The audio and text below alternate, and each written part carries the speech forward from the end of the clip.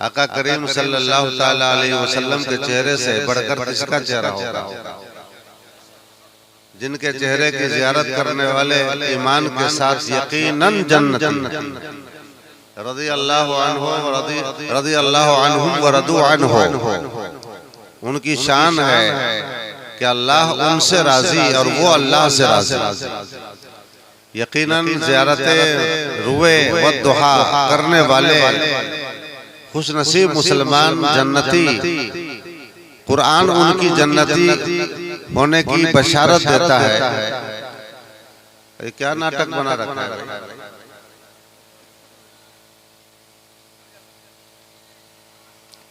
आप लोग ये गुब्बारा नहीं देखे हैं कभी? यहाँ तकरीर के लिए हम बैठे हैं, गुब्बारा में लगे हुए हैं। अजीब हाल है आप लोग। एक गुब्बारा वाला खड़ा हो गया, सब उधर देखने लगा। ये हालत है हमारी इस कौम की। मैं क्या बता रहा था अभी आपको?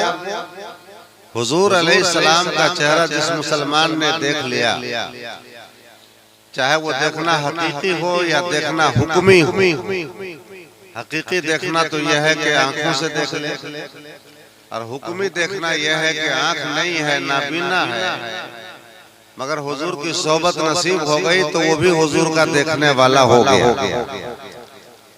वो भी हुजूर का देखने वाला हुक्मन हो गया। हजरत अब्दुल्ला बिन मक्तूम नाबीना सहाबी थे, उनकी आंखें नहीं थी, आंखों में बिनाई नहीं थी, रोशनी नहीं थी, मगर ये नहीं कहेंगे कि उन्होंने हुजूर को नहीं देखा। हुक्मन देख लिया उन्होंने भी कि हुजूर की सोहबत नसीब हो गई। तो जिन्होंने हुजूर को देखा उनके जन्नती होने में कोई शुबहा नहीं। कुरान उनकी जन्नत की जमानत देता है, उनके जन्नती होने का ऐलान करता है। मगर इसके बावजूद भी उलमाए किराम बताएं मुझे कि कमोबेश 1.25 लाख सहाबे किराम को अल्लाह के हबीब सल्लल्लाहु अलैहि वसल्लम ने ये बशारत दी कि तुमने चूंकि मेरा चेहरा देख लिया ईमान के साथ। यहाँ तो ईमान की कैद भी नहीं लगाता है मौलवी साहब, सीधा कहता है जो पीर साहब का चेहरा देख लिया जन्नत चला जाएगा। ईमान की कैद भी नहीं लगाता। अवाम, मेरे आका ने यह नहीं फरमाया ऐ 1.25 लाख कमोबेश 1.25 लाख सहाबे किराम मेरा चेहरा देखने वालों तुम सब के सब जन्नती हो गए, ये नहीं फरमाया। हालांकि यकीन है और ईमान है हमारा कि जिन्होंने हुजूर को देखा ईमान के साथ वो जन्नती हैं। एक हदीस याद आई, हजरत अबू हुरैरा रज़ियल्लाहु ताला अन्हु से यह हदीस मरवी है। कहते हैं कि हम सहाबे किराम हुजूर के आसपास बैठे थे। ए भाई, तकरीर नहीं कर रहा हूँ, चंद बातें सुना रहा हूँ, इधर सुनो ध्यान से। तकरीर का सारा टाइम चला गया। जब रात बूढ़ी हो जाती है तो तकरीर करने वाले को भेजा जाता है बेवकूफ बनाने के लिए। रात जवान होती है, रात शबाब पे होती है तो नात खानों को उठाया जाता है नाच करने के लिए। सुनिए जरा ध्यान से। हजरत अबू हुरैरा, नाम सुना है कभी आप लोग इनका? सुने आप लोग? उलमा तो सुने, आपसे पूछ रहा हूँ। अच्छा, कौन गांव के रहने वाले थे? नए गांव बताइएगा। चले मुल्क बताइए, कौन मुल्क के रहने वाले थे? मुल्क भी नहीं बताइएगा। और पूछ दिया जाए शाहरुख खान कहाँ का रहने वाला था तो मुझे लगता है जितना बड़ा बड़ा झोंटा वाला है फौरन जवाब। जींस पैंट वाला, जिसके जींस पैंट का ये आलम होता है कि 25% पहले ही नीचे रहता है, कहीं किसी काम के लिए झुकना पड़ जाए तो 50% वो नीचे हो जाता है। देर तक कहीं उसी हाल में रहना पड़ जाए तो पूरा सिनेमा चालू हो जाएगा। ऐसा ऐसा लड़का लोग जो नात पढ़ने में नजराना खूब लुटाता है, उसको पूछिएगा शाहरुख खान कहाँ का था, अमिताभ कहाँ का था, तुरंत जवाब देगा। सवाल खत्म नहीं होगा कि जवाब दे देगा। अब पूछा जाए हजरत अबू हुरैरा कौन मुल्क के रहने वाले थे, जवाब नहीं। हजरत अबू हुरैरा मुल्क अरब के रहने वाले, गुलाम मुस्तफा, गुलामी मुस्तफा में रहने वाले, हुजूर के दरबार नशीन हैं, सोहबत नशीन हैं। हुजूर के फैज़ याफ्ता सहाबी का नाम हजरत अबू हुरैरा है। वो कहते हैं कि हुजूर अलैहिस्सलाम की बारगाह में हम सहाबा कराम बैठे थे। अचानक हुजूर अलैहिस्सलाम हमारी महफिल से उठ खड़े हुए, निकल गए, वापसी में देर लगा दी। फ़अब्तआ अलैना, हदीस शरीफ में आया है फ़अब्तआ अलैना, तो मुझ पर आने में उन्होंने देर लगाई, वापसी में हुजूर ने देर लगाई। तो सारे सहाबे कराम परेशान मुस्तरिब हो गए और उनकी तलाश में निकल पड़े। उन तलाश करने वालों में मैं भी था, मैं भी निकल पड़ा। और मैं जाते जाते जाते जाते एक अंसारी के बाग के पास चला गया। उस बाग में जाने का रास्ता ढूंढने लगा तो कोई रास्ता मुझे अंदर जाने का नजर नहीं आया। आप तीनों आदमी बहुत बात कर रहे हैं भाई, क्या बात है? ये तीनों आदमी जो पश्चिम बैठे हैं टोपी पहन के, आप लोग बात बहुत कर रहे हैं। अगर आपको इतना ही शौक है अपनी बात सुनाने का तो आइए माइक पे आप ही सुना दीजिए। मगर ये नाइंसाफी है कि मैं बोल रहा हूँ, आप भी बात कर रहे हैं। अगर नहीं सुनने का दिल है तो बल्कि टहल जाइए दाएं बाएं, मगर महफिल में बैठ करके बात न कीजिए। तवज्जो रखिए। हजरत अबू हुरैरा कहते हैं कि मैं भी चला अंसारी के बाग के पास और उस बाग में जाने का रास्ता तलाशा, रास्ता मिल नहीं रहा था। चारों तरफ घूमता रहा मगर रास्ता अंदर जाने का न मिला। तो एक परनाला नजर आया, परनाला जिससे पानी की सिंचाई का काम लिया जाता था, वो परनाला नजर आया। मैं अपने आप को लोमड़ी की तरह उस परनाले में घुसेड़ दिया और बड़ी मुश्किल से बदिक्कत तमाम मैं उस बाग के अंदर घुस गया। और जब अंदर गया तो नजर बेताब नजर, बेचैन नजर, मेरी बेकरार नजर रुखे जमाले मुस्तफा पे पड़ी, चेहरे मुद्दहा पे पड़ी। वो चेहरा कि निगाह बर्क नहीं, चेहरा आफताब नहीं, निगाह बर्क नहीं, चेहरा आफताब नहीं। वो आदमी है मगर देखने की ताब नहीं। हजार मजमे खुबा में माहरू होगा, निगाह जिस पे ठहर जाए वही तो। उस खूबरू मुस्तफा के रुए जमाल पे मेरी नजर पड़ी। हजार जान से वारफ्ता हुआ, फरेफ्ता हुआ, करीब गया और चिमट गया, कदम से लग गया। आका ने फरमाया कैफ हालुक या अबा हुरैरा, अबू हुरैरा तुम्हारा क्या हाल है? मैंने अर्ज किया या रसूल अल्लाह, आप महफिल से उठ गए, सहाबा कराम को आपकी आमद का, वापसी का इंतजार रहा मगर आप देर तक नहीं जब गए, सब बेचैन बेकरार बेताब हो गए और सब आपकी तलाश में निकल पड़े। मैं भी आपकी तलाश में निकल पड़ा और फिर मैं इस बाग में बड़ी मुश्किल से आया, मुझे रास्ता नहीं मिल रहा था। मैं एक परनाला के जरिए अपने आप को लोमड़ी की तरह सुकेड़ के दाखिल कर दिया। अल्लाह। अच्छा एक बात बताएं, आगे बढ़ने से पहले एक बात बताएं कि आखिर जब रास्ता नहीं मिल रहा था तो इनको वापस आ जाना चाहिए था। क्या ये सोचना चाहिए कि हुजूर इस बाग में नहीं गए होंगे? अगर कोई बाग में जाएगा तो रास्ता तो होगा, मगर रास्ता न मिला, मगर इनकी कोशिश भी खत्म न हुई। बाग में जाने की कोशिश ये करते ही रहे। आखिर नाला परनाला के जरिए बाग में चले गए। ये कोशिश क्यों? जब रास्ता नहीं था तो सोचना चाहिए कि हुजूर इसमें नहीं गए होंगे, लेकिन इनका मामला अलग था। आखिर ये क्यों कोशिश फरमा रहे थे? तो समझ में आता है कि जहाँ जहाँ हुजूर तशरीफ ले जाते थे, आपके राह गुजर से आपकी खुशबू फूटा करती। आपकी खुशबू से जनाब हजरत अबू हुरैरा ने समझा कि खुशबू जाने ईमान की किसी बाग के अंदर से कुरान से आप उस बाग में चले गए। और जब गए हुजूर से मुलाकात हुई, सरकार ने पूछा कैफा हाल होगा, तेरा हाल क्या है? कहने लगे या रसूलल्लाह आपने वापसी में देर लगाई, सब परेशान हुए, सब निकल गए तलाश में, मैं भी निकल पड़ा और इस मुश्किल से आपके पास आया। हुजूर अलैहिस्सलाम ने क्या किया? नालैन शरीफैन अता फरमाया। कहिए मोहब्बत से सुभान अल्लाह। सुभान अल्लाह। खुदा का शुक्र है कि मेरी आवाज पर भी दो चार लोगों ने हाथ उठा के सुभान अल्लाह कह दिया, वरना मेरी आवाज अभी बोलने के काबिल नहीं है। परेशानी है मेरे साथ, वो बयान नहीं करता। मैं इस बात को ऐब समझता हूँ कि अपनी परेशानी ये हुआ वो हुआ, मजमा को सुनाता फिरूं, ये गलत बात है। मैं सुनाता नहीं, बहरकैफ आवाज काफी दबी है, लेकिन इतनी दबी हुई आवाज में भी आपने सुभान अल्लाह कह के जवाब दे दिया। मुझे लग गया कि जितना मजमा बाकी है धान है खखरी निकल गई है। बिल्कुल। अल्लामा शाकिरुल कादरी साहब का तो माशाअल्लाह इनका तो खिताब बड़ा, वो इनकी आवाज में भी बड़ी ताकत नजर आई और माइक भी अच्छा है ऑपरेटर का। आवाज और फिर उसके बाद माइक की मदद दोनों मिलकर काम कर रही थी। आवाज अच्छी खासी काम कर रही थी। तो ये मैं बता रहा था कि हुजूर इस्लाम ने नालैन शरीफैन अता फरमाए जनाब हजरत अबू हुरैरा को, और फरमाया अबू हुरैरा लेके जाइए इसको बाग के बाहर जो कलमा ला इलाहा इल्लल्लाह मुहम्मदुर रसूलुल्लाह पढ़ने वाला मिल जाए उसे जन्नती होने की बशारत दे दीजिएगा। सुभान अल्लाह। अब उलमा की तवज्जो यहाँ पे चाहूंगा, बाग के बाहर जो कलमा पढ़ने वाला मिल जाए उसे जन्नती होने की बशारत दे दीजिएगा। माइक में ये खराबी है कि दाएं बाएं होने पर आवाज पहुंचाना बंद कर देता है। एक बात यहाँ पर यह अर्ज कर दूं आपको, आइंदा स्टेज बनाइए तो ये जो बाहर का जो हिस्सा जो आपने बनाया है ना फाजिल, इस हिस्सा को तोड़वा दीजिए। इसकी वजह से मुकर्रिर स्टेज से अहले स्टेज से कट के रह जाता है, बिल्कुल कट के रह जाता है। उसको अहले स्टेज का ताउन चाहिए, उसका साथ चाहिए, उसकी मदद चाहिए, उसका सपोर्ट चाहिए, वो उसको नहीं मिल पाता है क्योंकि आपने खुद ही पहले से उनको काट कर रख दिया है। इसलिए इस बाहर वाले हिस्से को काट दीजिएगा। ये दोनों जो खंबा आपने यहाँ पे लगा रखा है इन दोनों को भी हटा दीजिएगा।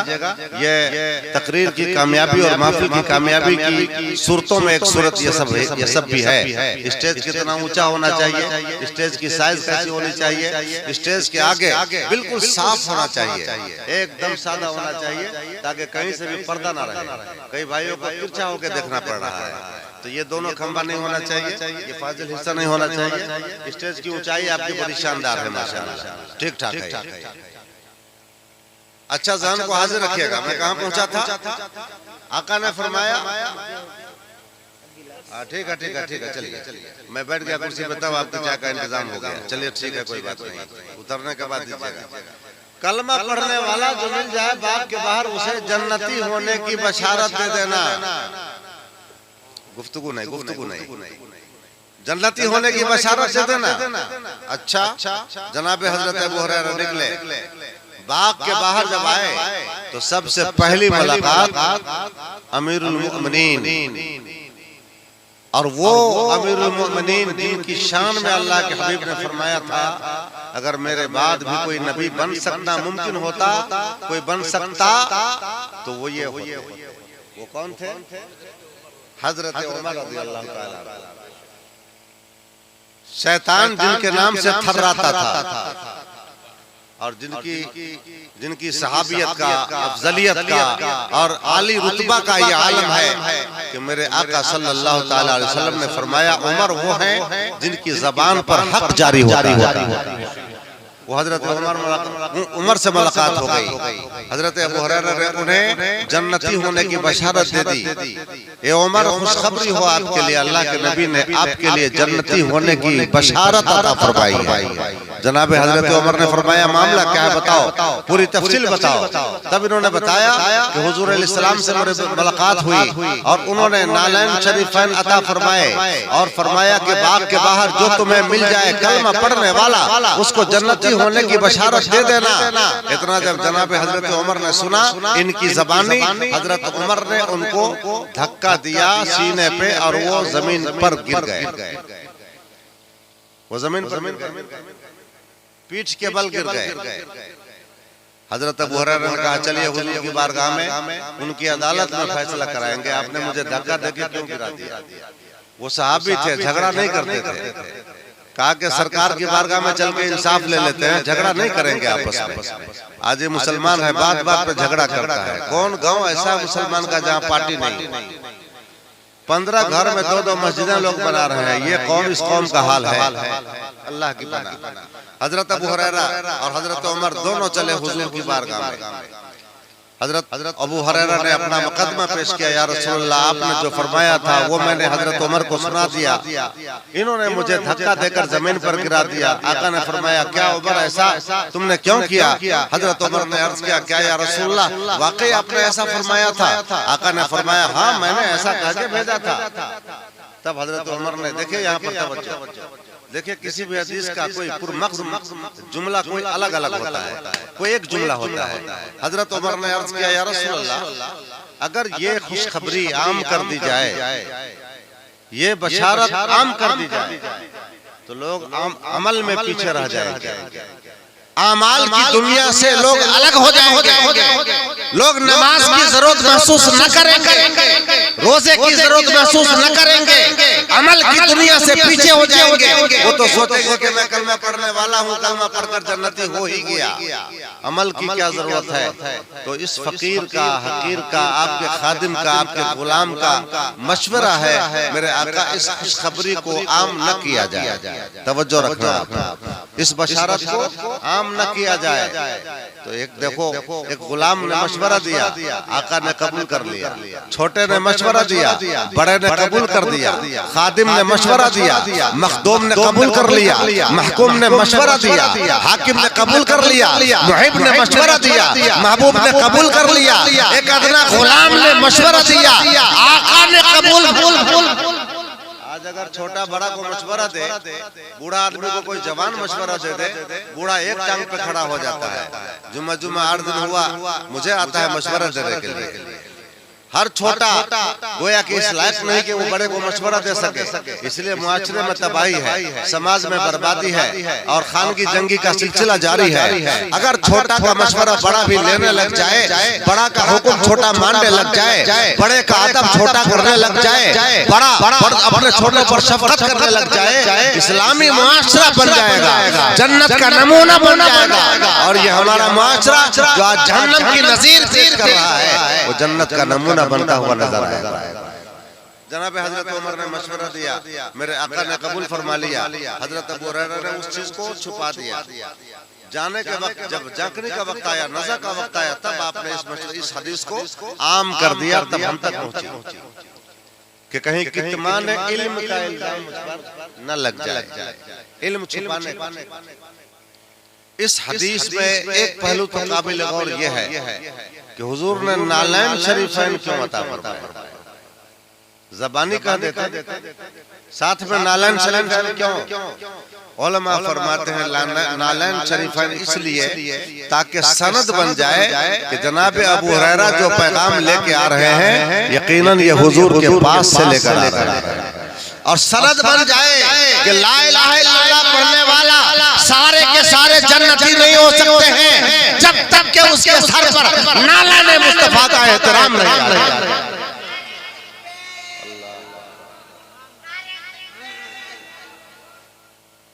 अच्छा चलो, अल्लाह तेरी उम्र में बरकत दे।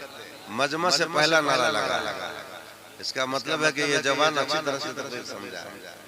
नालैन मुस्तफा के बगैर ला इलाहा इल्लल्लाह भी काम नहीं दे सकता है। कुल कह के अपनी बात भी मुंह से तेरे सुनी, कुल कह के अपनी बात मुंह से तेरे सुनी। इतनी है गुफ्तगू तेरी अल्लाह को पसंद, इतनी है गुफ्तगू तेरी अल्लाह को पसंद। एक तो काबिल गौर पहलू ये था जो मैंने अर्ज कर दिया।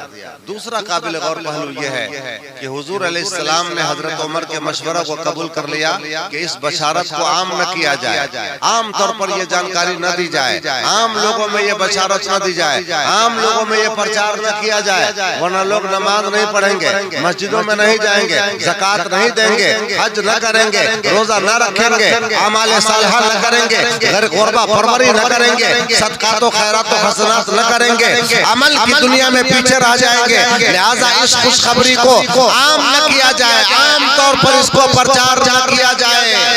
आज हमारे उलमा को क्या हो गया है, जबकि वहाँ बात सही है, उसमें कोई शुबह नहीं है, और यहाँ पीर साहब का चेहरा देखने के बाद जन्नत जाएगा कि जहन्नम जाएगा कोई ठीक नहीं है, और यहाँ जन्नत की जमानत दी जाती। हर पीर साहब का चेहरा देखा दे, जन्नत भेजने की जमानत देने वाले अपने दामन में झांक कर देखो तुम कौम को कहां लेके जा रहे हो। जिस कौम को आपने जलसे की रात में सुना दिया कि पीर साहब का चेहरा देख लो जन्नत चले जाओ, तो पीर साहब के चेहरे देखने में मस्त रहेगा कि नमाज भी पढ़ेगा। काहे को नमाज पढ़ेगा, जन्नत तो मिल ही रही है ना चेहरा देख करके। यही वजह है कि हमारी जमात में मस्जिदें वीरान हो रही हैं, इदारे वीरान हो रहे हैं, मदरसे वीरान हो रहे हैं, मज़ारात तैयार हो रहे हैं, मज़ारात पर करोड़ों का खर्चा किया जा रहा है, मगर मस्जिदें वीरान हो रही है। मजार पर जितनी भीड़ पाइएगा मस्जिद में उतनी भीड़ नहीं पाइएगा। मजार पर जाने वालों की जो तादाद मिलेगी मस्जिदों में जाने वालों की तादाद नहीं मिलती है। हमारे लोगों ने मजार को अपने लिए शेवे नजात बना लिया। दोस्ताने मोहतरम, इसमें कोई शुबह नहीं कि जितने भी दुनिया में मजारात मुकद्दसा हैं वो सब अहले सुन्नत व जमात के हैं, तमाम अकाबिर अहले सुन्नत के हैं, तमाम औलिया अहले सुन्नत के हैं, किसी और दीगर जमात में नहीं है। मगर इसका ये मतलब नहीं है मेरे दोस्तों कि तुम मजार के पीछे अपने दीनी इदारे को कमजोर करो, मजार के पीछे अपनी मस्जिदों को वीरान कर दो। बल्कि सबसे लाजिम और जरूरी ये है कि मजार ना बनेगा, खुदा की बारगाह में तुमसे न पूछा जाएगा कि तुमने मजार क्यों ना बनाया। मजार अगर तुमने लाखों रुपए का ना बनाया, एक बार भी दरबार खुदाबंदी में सवाल न होगा कि तुमने मेरे महबूब बंदे का मजार क्यों न बनाया। मस्जिद अगर तुमने वीरान कर दिया तो कदम कदम पे सवाल। मजार तामीर करने के चक्कर में, मजार को आबाद करने के चक्कर में हमने मस्जिदों को वीरान कर दिया। हजरत आलमगीर औरंगजेब रहमतुल्लाह अलैह सैयदना फातिमा ज़हरा रज़ियल्लाहु ताला अन्हा, जिनकी अज़मतों को अर्श की बुलंदी भी झुक झुक के सलाम करें, रिफते हफ्त समावात भी जिनकी अज़मतों बुलंदी पर अपनी जबीन नियाज़ खम कर, ऐसी शान वाली फातिमा, ऐसी अजमत वाली फातिमा, ऐसा रुतबा वाली फातिमा, इतनी अजमतों वाली फातिमा, हसन अली करैमैन की माँ, सैयदुल अंबिया की बेटी, सैयदतुन निसा, जन्नती औरतों की सरदार, जन्नती जवानों के सरदार की मदर मेहरबान, हैदर करार की रफीक़े हयात, वो फातिमा जिनकी हया पर आसमान की हूरें भी शर्म कर रही है। वो फातिमा जिन्होंने पर्दे का एहतमाम ऐसा किया कि उनकी जनाजा में जाने के लिए हसनैन करीमैन है हजरत अली मौला शेर खुदा, रात के वक्त में उन्होंने वसीयत की थी कि मेरा जनाजा निकाला जाए, कि जिस फातिमा को गैर महरम की निगाहों ने दिन में न देखा, जिंदगी में न देखा, तो बाद मर्ग भी उस फातिमा के कफन को, उस फातिमा के जनाजा को गैर महरम की नजर न देखे। इतनी शान उनकी, बेइजाजत जिनके घर जिब्रील भी आते नहीं, कद्र वाले जानते हैं कद्र शान है। वो फातिमा ज़हरा जिनकी शान का ये आलम है कि मेरे आका ने फरमाया जिसने फातिमा को दुख पहुंचाया उसने मुझे दुख पहुंचाया। अल्लाह गनी उनकी शान बयान की जाए तो उसके लिए मुस्तकिल एक तकरीर बन जाए। मगर आप देखो जाकर के जन्नतुल बकी के अंदर उनका मजार कितना बड़ा है। कभी आपने देखा, आप में से कोई मदीना गए हैं, मदीना शरीफ गए हैं आप में से कोई नहीं गए हैं। चलिए कोई नहीं गए हैं। आपने सुना किसी आलिम की ज़बानी कि हज़रत फातिमा ज़हरा रज़ियल्लाहु ताला अन्हा का मजार बहुत ऊंचा बना हुआ है? न सुना होगा न सुनिएगा कभी। 1.25 लाख सहाबा किराम रिज़वानुल्लाह ताला अलैहिम अजमईन, जिनका मकाम मर्तबा अपनी जगह इतना ऊंचा कि दुनिया का कोई गौस कुतुब अब्दाल भी एक सहाबी के मकाम को पहुंच नहीं सकते, उनका मजार नजर नहीं आता है। वो तो नस्तियों ने मस्मार कर दिया, लेकिन सैयदतुना फातिमा ज़हरा रज़ियल्लाहु ताला अन्हा का आज भी मकबरा अपने निशान इम्तियाज के साथ जन्नतुल बकी में मौजूद है। तो क्या मुझे बताएंगे आप कि उनका मजार बहुत बड़ा नहीं बना तो उनका मकाम घट गया, उनकी शान घट गई, उनका दर्जा कम हो गया? बोलिएगा आप जरा सा। उनका मजार बहुत बड़ा नहीं बना तो क्या उनका दर्जा कम हो गया? नहीं, दर्जा कम हुआ। आज लोग मजार बना बना करके उनका दर्जा बढ़ाते हैं साहिब मजार। जितना बड़ा मजार बनेगा लोग उतने ज्यादा फंसेंगे उसमें, उतने ज्यादा मुर्गा आएगा, उतने ज्यादा खस्सी आएगा, उतने ज्यादा चादरें चढ़ेंगी। ये लोगों को फांसने का जरिया बना दिया गया। सीधा सादा सिंपल मजार बनाना चाहिए औलिया किराम का, सीधा सादा सिंपल मजार, बहुत ज्यादा लागत से नहीं, ताकि उनकी कब्र की निशानी अजमत बाकी रह जाए। इजहार अजमत के लिए, इजहार बुलंदी के लिए मजार बनाया जाए, लेकिन बहुत ज्यादा करोड़ों की लागत से नहीं। अगर आपको बहुत ज्यादा पैसे जेब में है, अल्लाह ने दौलत से आपको सरफराज किया, दौलतमंद बनाया, सरमायादार बनाया, खर्च खर्च करने का जज्बा आपके सीने में है तो दीनी इदारे को मजबूत करो, अपनी दानिशगाहों को मजबूत करो, अपनी दरसगाहों को मजबूत करो, अपनी तालीम गाहों को। आज आप दूसरों को देखिए,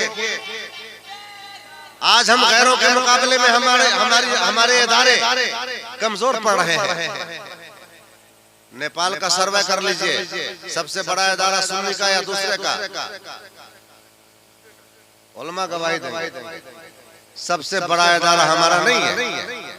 तादाद हमारी ज्यादा, संख्या हमारी ज्यादा, उलमा हमारे ज्यादा, पब्लिक हमारी ज्यादा, जमीन हमारी ज्यादा, लेकिन इदारे उनके बड़े हैं। वजह क्या है जानते हैं?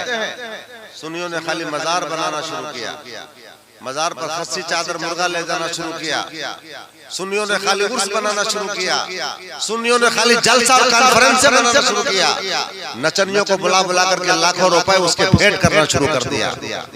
और गैरों ने इतना जलसा न किया, इतने मजार न बनाए, इतने कॉन्फ्रेंस न किया, उन्होंने सारी दौलत को खर्च किया अपनी दानिशगाहों को मजबूत करने पर।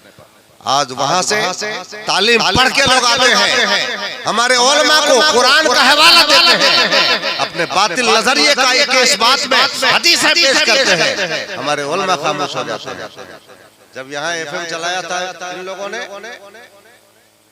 उलमा की कमी तो नहीं थी हमारे इलाके में, बड़े बड़े उलमा, मगर इनका जवाब देने के लिए अल्लाह ने अगर किसी को मुंतखब किया तो यही नाचीज है।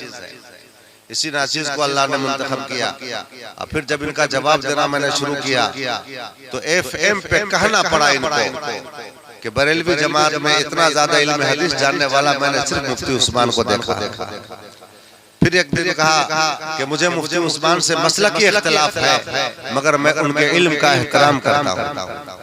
ये बोली बोलने पर वो मजबूर हुआ, जो हमारे मुकाबिल था, जो हमसे मुनाजरा कर रहा था, जो हमारे मुकाबले में उतरा हुआ था, उसको एफएम पे इतना बोलना पड़ गया। ए मेरे दोस्तों, ये खुद सताई नहीं है, बात चली है तो मैंने इतनी बात कह दिया है। अल्लाह तबारक व तआला किब्र से बचाए, खुद नुमाई से बचाए।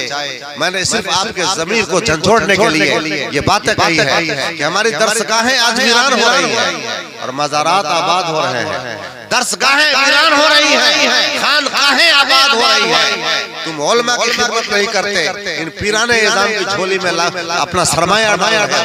अरे पीर साहब तो पहले से करोड़पति है, उनको देख के क्या फायदा होगा आपको? उलमा को मजबूत करो, जब ये उलमा मजबूत होंगे आपका मसलक मजबूत होगा, आपका मजहब, ये आपके मसलक की हिफाजत करने वाले। इनको एसएसबी कह सकते हैं आप, क्या कह सकते हैं इनको? एसएसबी कह सकते हैं, सीमा सुरक्षा बल, सीमा सुरक्षा बल। सुन्नियत का चमन आबाद कब रहेगा? जब इसका मुहासरा मजबूत होगा, इसका हिसार मजबूत होगा। ये उलमा हिसार है, इनको मजबूत कीजिए, दरसगाहों को मजबूत कीजिए, अपने इदारों को मजबूत कीजिए, तब जाकर के आपको समझ में आएगा कि मसलक आला हजरत क्या है। मसलक आला हजरत का नारा तो बहुत लगाते हैं लोग, मगर पूछ दीजिए मसलक आला हजरत है क्या, तो दाएं बाएं बगले झाड़ने लग जाएंगे। मसलक आला हजरत का माना मतलब नहीं बता पाएंगे। मसलक आला हजरत को समझने के लिए इल्म चाहिए, दरसगाही सलाहियत चाहिए, फन्नी सलाहियत चाहिए, हदीस का मुताला चाहिए, किताबों का मुताला चाहिए, तब जाकर के मसलक आला हजरत समझ में आएगा। हम लोगों ने ये सहन दे दिया लोगों को कि मसलक आला हजरत वो है जो बरेली शरीफ से निकला है। अस्तगफिरुल्लाह, अस्तगफिरुल्लाह, बरेली शरीफ से निकला है ये मसलक आला हजरत। हजरत मंसूर मिल्लत अलैहि रहमत व रिज़वान खुदावंद मुताल इनकी कब्र मुनव्वर पर अनवार की बारिश बरसाए, रहमत और नूर की बारिश बरसाए। जिंदगी इन्होंने मसलक आला हजरत की खिदमत में गुजार दिया। आज इन पर भी उंगलियां उठ रही हैं, इन पर भी अंगुष्ठनुमाई की जा रही है। कहां से मुरीद थे भाई? फलां से मुरीद थे। सुन लीजिए काम की बात जरा सी, और यही नहीं बल्कि जो जहां सुन रहे हैं वहां से सुन लें। हजरत मंसूर मिल्लत अलैहि रहमत व रिज़वान हजरत शाह मोहिउद्दीन रहमतुल्लाह तआला अलैहि से मुरीद थे, और हजरत शाह मोहिउद्दीन रहमतुल्लाह अलैहि के बारे में उनकी जात, उनकी शख्सियत पर अगर कोई उंगली उठाता है, उनके मसलक के बारे में कोई शक करता है तो मैं समझता हूं कि पूरे नेपाल और हिंदुस्तान में किसी मां ने ऐसा लाल नहीं जना है जो उनके मसलक पर उंगली। हजरत शाह मुहीउद्दीन रहमतुल्लाह ताला अलैह वो है जिनकी मुलाकात इमाम इश्क व मोहब्बत इमाम अहले सुन्नत मेरे आला हजरत से। और वो मुलाकात सिर्फ मुलाकात नहीं है बल्कि जब पता चला इमाम इश्क व मोहब्बत को कि हजरत शाह मुहीउद्दीन तशरीफ लाए हैं तो वो निकल पड़े। आप निकल पड़े इनसे मुलाकात के लिए।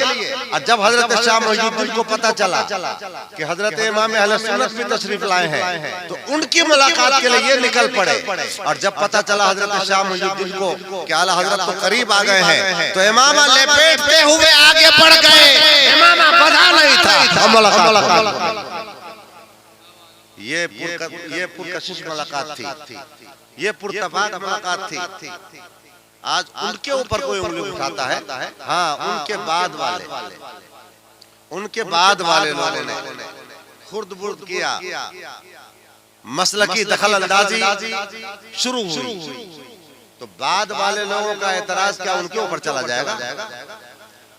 बाद वाले अगर गलती करें तो उन गलती का इंतसाब हजरत शाह मुहीउद्दीन की तरफ किया जाएगा। कुछ लोग क्या है, कुछ लोग किताब का हवाला देते हैं, किताब मुहीउल मिल्लत वद्दीन या और किसी नाम से किताब है, उसमें उनके खानवादे के कुछ लोगों ने उनके मसलक को बताया है कि वो भी उलमाए फला की तकफीर नहीं करते थे। तो कोई हमारे बारे में लिख दे, हमारे बारे में हमारी मर्जी के बगैर लिख दे तो क्या वो सनद बन जाएगी हमारे खिलाफ? सनद बन सकती है क्या? तो उलमाए किराम गवाह रही है हजरत शाह मुहीउद्दीन के ऊपर किसी तरह का कोई शुबहा करता है, किसी तरह का एतराज कोई करता है, किसी तरह की बात उनके मसलक के हवाले से करता है तो ये खादिम मोहम्मद उस्मान बरकाती 24 घंटा उनसे बात करने को तैयार है। सुभानअल्लाह सुभानअल्लाह। मसलक को समझते नहीं हो, एतराज करते हो। तुम जैसे लोग मसलक के गद्दार हो सकते हैं, वफादार नहीं हो सकते। जो मसलक के खादिमों के ऊपर तुम उंगली उठाते हो, मसलक के सच्चे तर्जुमान के ऊपर तुम उंगली उठाते हो, मसलक के सच्चे वफादारों के ऊपर तुम उंगली उठाते हो, इसका मतलब ये हुआ कि तुम मसलक का वफादार नहीं बल्कि मसलक का गद्दार हो। दोस्ताने मोहतरम याद रखिए, मसलक आला हजरत वो मसलक नहीं है जिसको लोगों ने अपने घर से बना लिया है, अपने पेट से गढ़ लिया है कि ये आला हजरत का निकाला हुआ मसलक है। मसलक आला हजरत का मतलब सीधा ये होता है कि वो मसलक जिस पर आला हजरत चले। बेशक हक है, वो मसलक जिस पर आला हजरत चले, आला हजरत चले, जिस मसलक पर आला हजरत चले। और आला हजरत किस मसलक पे चले? मा अना अलैहि व अस्हाबी, जिस अकीदे पर मैं हूँ, मेरे हुजूर फरमाते हैं जिस अकीदे पर मैं हूँ और जिस अकीदे पर मेरे सहाबा हैं वही अहले सुन्नत वल जमात है। और उसी अहले सुन्नत वल जमात का आज नया नाम, नई ताबीर, उसी की नई तशरीह, उसी की नई तफसीर, नई जदीद ताबीर आज मसलक आला हजरत से है।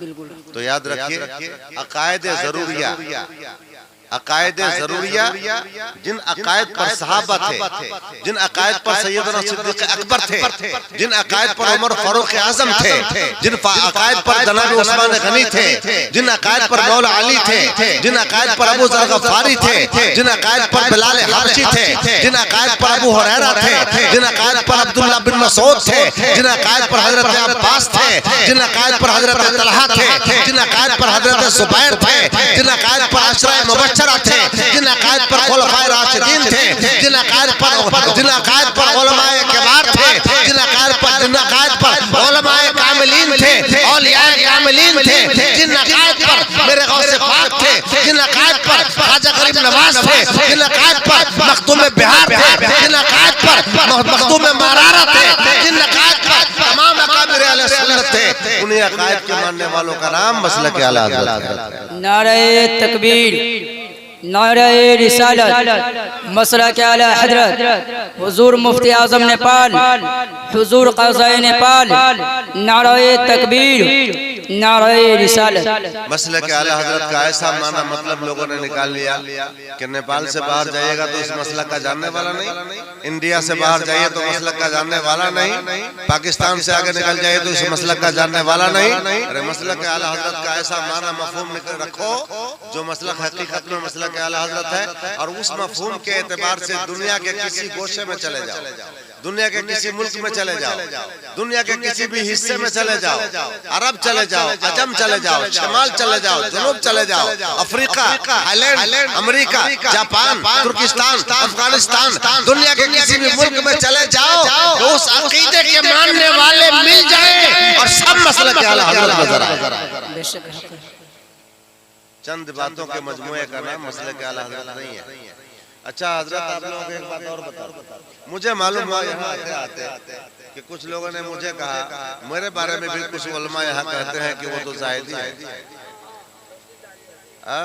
कुछ लोगों के मालूम हुआ कि कुछ मौलाना हजरत यहाँ भी कहते हैं कि वो तो जाहिदी हैं। तो मुझे शाह हजरत अल्लामा शाकिरुल कादरी साहब की तकरीर का वो हिस्सा याद आ गया, नकली मजनू वाला।